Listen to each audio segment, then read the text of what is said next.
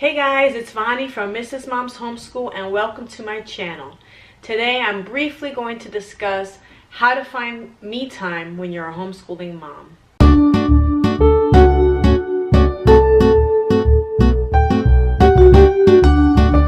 Finding some time to yourself as a homeschooling parent is very challenging. You would have to be very creative.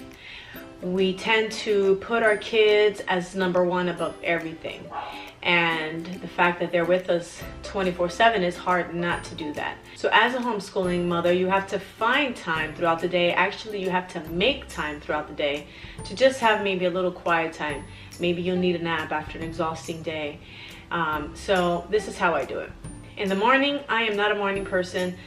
Most of the time, the kids wake up before me. On a very good day, I'll wake up a little bit before them so I can get myself dressed, listen to my audio Bible, or if you guys want to listen to an audiobook, maybe listen to some soft music to get you going, maybe have a cup of coffee, and then start breakfast. Or sometimes I'll make breakfast and just have my own little breakfast because I don't always get to eat in the morning when the kids are up. So that's one way of getting up. If you're able to get up before the kids, to start a quiet morning and get yourself together mentally before the kids are waking you up screaming and asking for things. But like I said, I don't always get to do that. So a second thing that I do for my me time is after school is done for the day, I have the kids go play for an hour quietly. Sometimes they can have an hour of screen time. Sometimes I just send them to their rooms for an hour to play by themselves or together. Sometimes they even go outside with friends and they play for that time. And if they're outside, I'm in the house by the door and window, peeking out at them, getting stuff done that needs to get done. But if I need a nap or if I have some catching up to do with certain things, or I just want to watch a show just to get my brain de-stressed, then I'll have them play inside. Another thing I do for me time is the kids have a set bedtime every night. My daughter, who's 2, she goes to bed around 7. These are all on good days, guys. So my son, who's 6, goes to bed at 8:30, and my daughter, who's 10, goes to bed at 9:30. So within the time that one's asleep and the others are awake, I try to spend some one-on-one time with each of them. And then once that 9:30 time comes, mommy is closed, kitchen's closed, mommy is turned off, and all the kids have to be in bed. So then I will take a hot bath or a hot shower, get in my comfortable pajamas, grab a snack, and this is usually when I spend time with my husband. We'll cuddle up and normally we'll watch a show.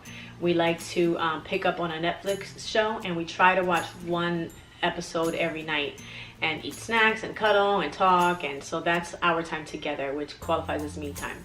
If there's a night where we're just like really tired, or where there's nothing to watch, or you finished a series already, or if I have some videos to make or some work to catch up on, or things that I want to do privately, we'll sit in bed together and we'll do our own thing, but we're still together.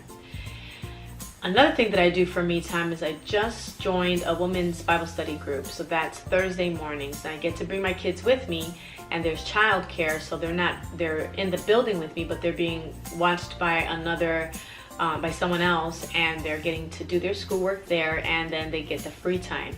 So we start this tomorrow, actually. We start this tomorrow.